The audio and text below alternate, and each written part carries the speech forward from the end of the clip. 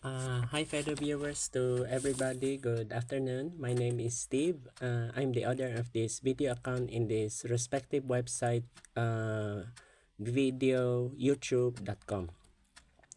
Okay, my next topic is about, it will be two dialects, Filipino and English. The Filipino dialect that I'm using will be official language of the Philippines, which is Tagalog, and the other one is English. It will be two dialects. Okay, what is my topic all about? My topic is about Ortigas Center. A lot of you are familiar, which is located in Pasig City. Okay. By the way, reminder, to all viewers, let this video finish it so that you could give you a feedback and the whole scenario background and of course understanding. Sa lahat ng mga viewers, makinig muna kayo mabuti sa video na ito para at least meron kayong idea at feedback. Tukol to sa Ortigas Center na matatagpuan sa Pasig City. By the way, Pasig City is located in Metro Manila under the jurisdiction of National Capital Region, which is the umbrella of Metro Manila Development Authority. So, in other words, sakop siya ng Metro Manila. Okay. Ang Ortigas Center is, of course, all of us know, ay under siya ng 1st District, Pasig City, Metro Manila. Ito ang hindi nila masagot-sagot yung tanong, pero kung ikaw ay Pasigenyo, alam ninyo ito kung anong barangay ang sakop nito. Okay. Sa mga hindi nakakaalam, ito po ang aking answers.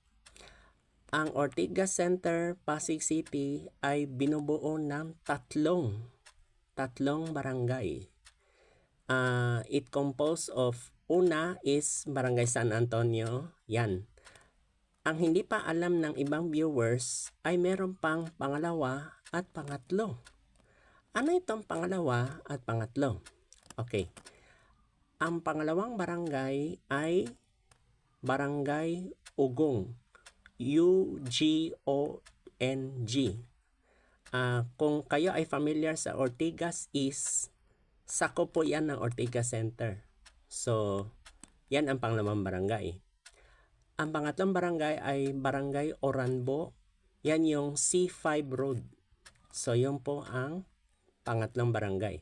So, all in all, tatlo lahat sila na barangay sa Ortigas Center, Pasig City.